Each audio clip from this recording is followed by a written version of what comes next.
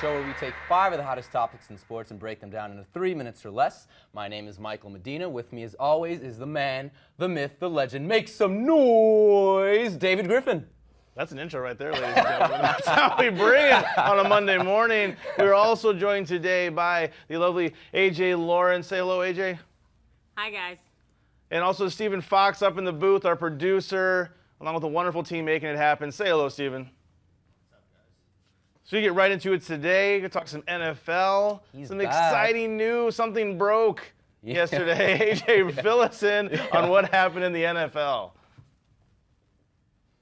Well, guys, things are exciting. They're crazy. They're off the chain right now because we have a signing of Tim Tebow.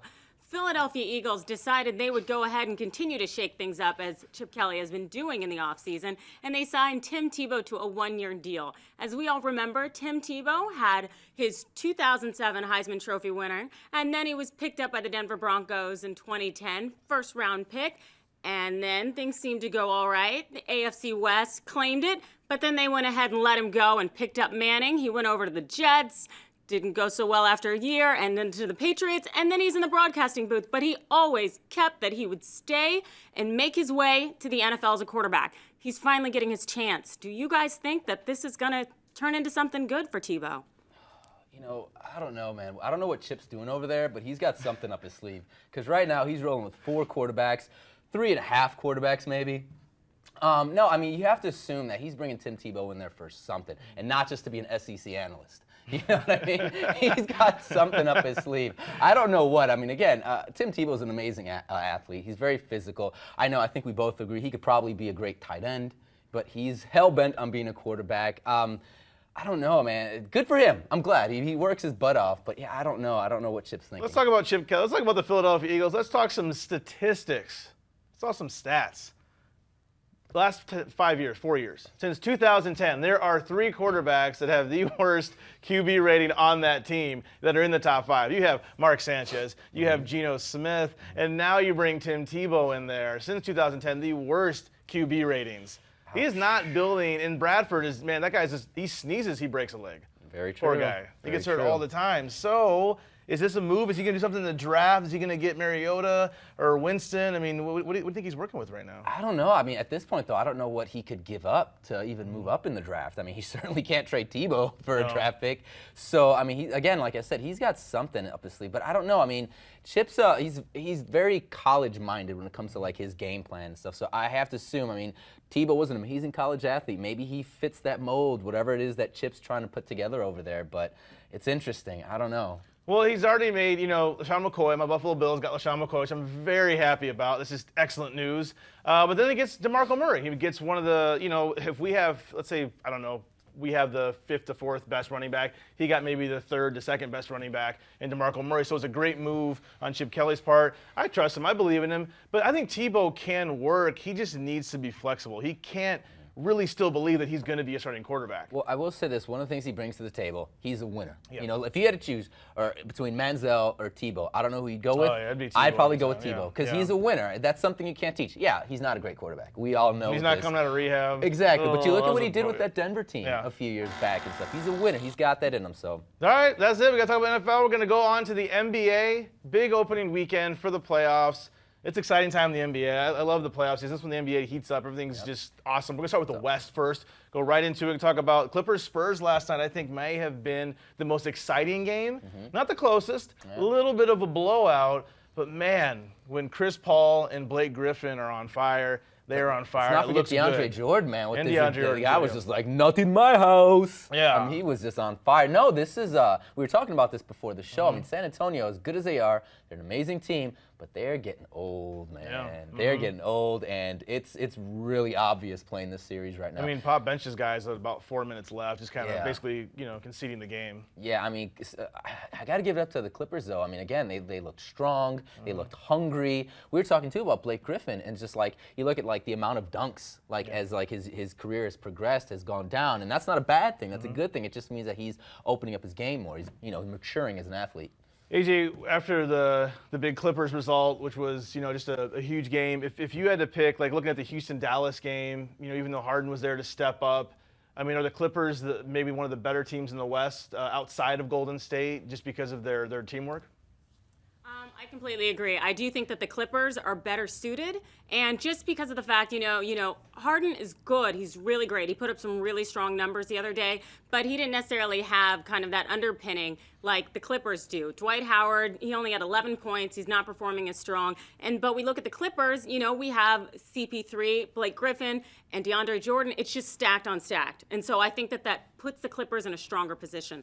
Yeah, that's actually one of the storylines that I had going into this postseason was like the fact that Howard had missed so many games. Harden stepped up, made a legit case for an MVP, but how is this team going to gel now that Howard is back? He had about like 5 blocks in this game, but got into foul trouble in both halves of the game, so that's not going to help them. So hopefully they work something out there. It's tough because you get used to playing a certain way, and then somebody comes in there, it's like, oh, we got our starter back.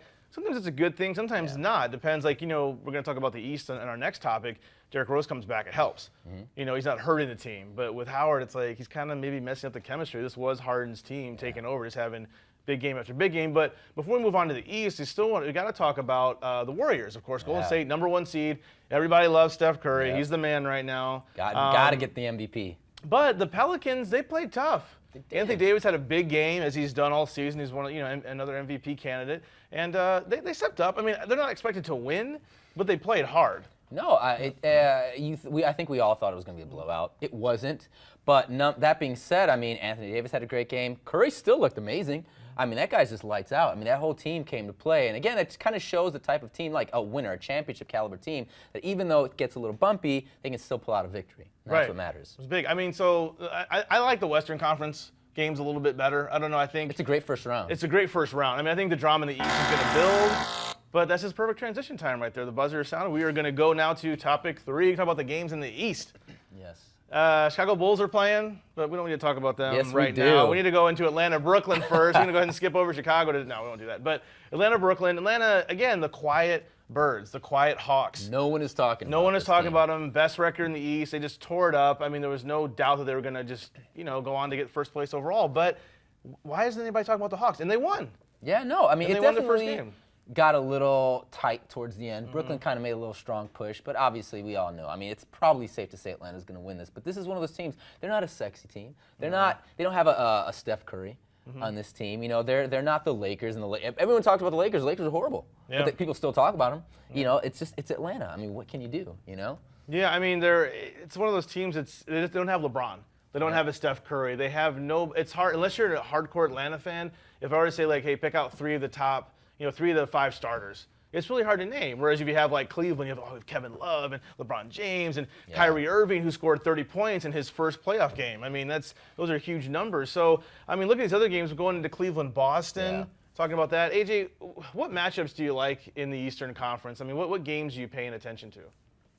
I'm definitely watching Cleveland, Boston. I like the idea now that we have, Kevin Love in his first playoff game. He went, 19 points, 12 rebounds. He's starting to move up and to really kind of, jive, with the other players. And LeBron, as always. And I think that is a nice kind of mix, especially since LeBron, when he was kind of his alter ego and hating against the Celtics, and now it's all coming together in his hometown, and he's bringing it there. So looking at, we'll go to Chicago now. Nothing about Chicago. The Bulls, because someone here is a Chicago Bulls fan. The Bulls. Chicago Bulls, Derrick Rose is back.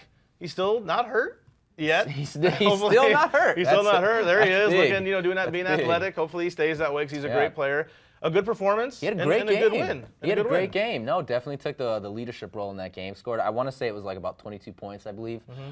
He looked solid. Again, that's the thing. It's funny, when Rose is out there, he looks strong, he looks fast, he's tough. It's just, that's why sometimes it's crazy when he gets hurt as often as he does, because when he is healthy, even this season, before this last injury, again, I was like, wow, this is the Derrick Rose of old, but I don't know, but having this team healthy, that's important, because we got my man, Jimmy Butler, looking solid, Pau Gasol, who just blew my mind this season. I thought this Mike Dunleavy, former Duke player, one of the best 6 men in the play. No, I'm just joking. But let's talk about matchups. If the Bulls, let's say they go forward, who would you rather see, Michael, in the finals? Would you rather see the Hawks or Cleveland in terms of matchup? Who do you think the Bulls match up better against? I don't know. I'm guessing you don't want to see LeBron. I don't want to see LeBron, but you know what? I want to see Cleveland. Because you know what, though? I think the Bulls have had this kind of monkey on their back. You know, we went to the Eastern Conference Finals a few years back, losing to Miami. You know, I feel like it's always been LeBron's show. The Eastern Conference has been weak for a long time now. LeBron's kind of been running things. I think it'd almost be like a nice, you know, maybe passing of the torch almost. If we can finally get over that hump, get past the mighty LeBron James and whatever team he's playing for this time around, you know what I mean, and get to the NBA Finals. That's what I want. My pick is still Cleveland. I'm going to Cleveland. Nothing against the Bulls. We're going to go into now the frozen tundra, the ice, the NHL playoffs have begun. They have started. We're going to talk about, you know what? They just keep going to Chicago. What? That's crazy. You know, we just can't avoid Chicago. 3-minute warning, Chicago Where are my edition. Sabres? They didn't make the playoffs. We've been struggling over the past Let's few talk years. about the Kings, though. Oh, Oh, wait, that's right. Oh, it's a bit, Sorry. we're in LA here, so that's Sorry. a bit of a punch. Just kidding. I like the Kings. Predators, Blackhawks. Blackhawks are looking very good, very They strong, are, playing yes. well. I mean, last year, you and I, you know, we watched a lot of the conference finals against the Kings and Blackhawks. Probably the equivalent of the Stanley Cup. It should have been. It was a 'cause great That matchup. was a fantastic series. A lot of overtimes. You just great, just great hockey. Yes. So what do you think about the Blackhawks right now? What do you think about their chances? The chances are good. I mean, this is a team, I want to say they were like a 6th seed, I believe, going into the postseason. A little inconsistent at times. I think definitely this is a series that we could win. We're up 2-1 right now. But again, I mean, they're coming back healthy. They're coming back strong. I think this is a team, we can take it. We can do it. I like our chances. They're good. So Canadian Senators, 3-0, 3-0 right now. Another good matchup. I think hockey is so weird. It's one of those sports, I always love to talk about the statistic, where home ice, if it's called home ice, just doesn't really matter. I think it's one of the sports where the home court or home ice doesn't matter compared to like football, basketball, baseball. It just really doesn't matter anymore, which is really interesting. Like I mentioned, since the 80s, since the President's Trophy was conceived, I think only 8 teams have won that have gone on to actually win the Stanley Cup. Right. You know, since like 85, I believe. So yeah, absolutely. And that team normally gets home ice, or if you will, but yeah, it just really doesn't matter. Looking at also Capitals, Islanders, Ovechkin's been in the news a lot, a little struggling. I think they 3 shots, I want to say, is all he got. I mean, so AJ, throw this one to you. Looking at hockey, basketball, big matchups like LeBron versus Kobe, like who's going to match up against who? What do you think the success for stopping Ovechkin right now? Where do you think that's coming from? You know what? I honestly do not know what's going on with Ovechkin and where he's going to be in terms of being able to pull his team out from right now, because it's kind of like it's just not working for them, and there's no strength there. And I think a lot of people are actually just kind of deflecting and looking to the other teams that have been strong contenders in the playoffs so far. Yeah, I think this is a true testament to just like great team play and great team defense, because they know who they have to target and shut him down, and they're doing a hell of a job of it right now. So, I mean, yeah, they just keep this up and force other guys on your team to kind of step up, because that's what's going to have to be done at this point. Yeah. I mean, there's no outside of Crosby, who gets a lot of attention. There's not. NHL right now doesn't. I wouldn't say they have like a Michael Jordan figure right Wayne now. Gretzky. No Wayne Gretzky, of course. That's their ultimate right there. No Tiger Woods for golf. But there are some great teams with a lot of good talent on there. I think that's why NHL playoffs are fun to watch. Like I said, last year watching Chicago versus LA. It's good hockey. It's exciting. You just never know what's going to happen. It's a fun sport. Probably my favorite sport maybe to watch live. So, I mean, I recommend checking out these NHL. Oh, wow, I thought we had a few extra seconds there. All right, well, we got to go on to the next one. Timer's just flying today on Monday morning. We're going to go on to Major League Baseball, which I have actually been paying attention to this season. I don't even know this guy. I just bought MLB The Show on PlayStation. I'm playing that. I got the Dodgers season going. Yasiel Puig. I got pitchers Kershaw. See, I didn't even know his name. You got to learn the names. I'm getting there. See, I'm getting my baseball knowledge down. Baby I got steps. this guy to help me over here. Tiger's looking very good right now. But they are missing some players right now. No Verlander. So what does that have to say about starting? Well, it's all about bullpens, right? I mean, teams are based on how deep in their bullpens are. That's true, but also it really lies heavily as well on your starting rotation, because you want to try to get a starting pitcher that can at least take you 7 innings, so it gives your bullpen a little bit of a rest, so the guys aren't having to go out there day in, day out. But going back to Verlander, this is interesting because this guy was a former Cy Young, one of the bigger names in baseball, and right now he's gone. He's hurt. the team is still winning. They're still doing great. Going into the season, I was actually kind of surprised because a majority of their big names are all like in their 30s, so they're not getting any younger, but they're still winning. And their pitching rotation is getting the job done. Scherzer, who won the Cy Young a couple seasons back, he went to the Nationals. He's looking okay. That's a questionable Nationals team right now, but nonetheless, all they have right now really is David Price, but they're finding ways to win. I mean, Miguel Cabrera's looking amazing. You know, right now it's just like he's just tearing it up, so they're fun to watch. Yeah, there's a lot of topics in baseball this weekend, a lot of stories. There was a controversial ending in Tigers game 1. But wait, I do want to touch on, because we talked about it with AJ, Michael, myself, and Megan LaMontagne on our 3-minute warning clubhouse edition that we do every Friday. Remember sending your thoughts and questions, #3MW here at thestream.tv. I want to talk about new guy in the Chicago Cubs right now.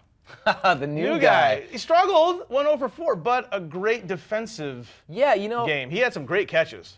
This was a good learning experience. Chris for him. Bryant we're talking about. Sorry, Chris Yes, Bryant. Chris Bryant. Okay, first of all, let me just throw this out there. Hank Aaron went 0 for 4 in his MLB debut, so let's just throw that out there. Yeah. There's a bunch of guys they showed, like, it's not like it's a sign of things exactly. to come. He had some good fielding. I will say this, though. His hitting is going to come around. That I have no question. He's an amazing hitter. I was always a little suspect about his third base skills, and he's looking good so far. And so I like what I'm seeing so far. It's going to take him a while to get over the hump. There's a lot of pressure on this guy. A lot of pressure on him, so he'll bounce back. But as I'm slowly learning about baseball, I'm kind of rooting for the Dodgers right now. They just swept Colorado, looking great out here, doing well. The Padres, all those trade talks, and not challenging us yet. Not challenged. I shouldn't call us like I've been a fan for years or something. Because you're a Cub fan, and then you happen to casually enjoy the Dodgers. First, I want to get into real quick. AJ, I want to throw this to you real fast. Giants struggling right now. What's going on with our champions? Do they still have a chance to come back? Yep, they were our champions. They went, 3 for 5 of the last championships, and then also, but now they're just the last in the NL West. They are not doing good. They're 4 for 10, and it's not working. And I don't know what's going on with them. What do you guys think?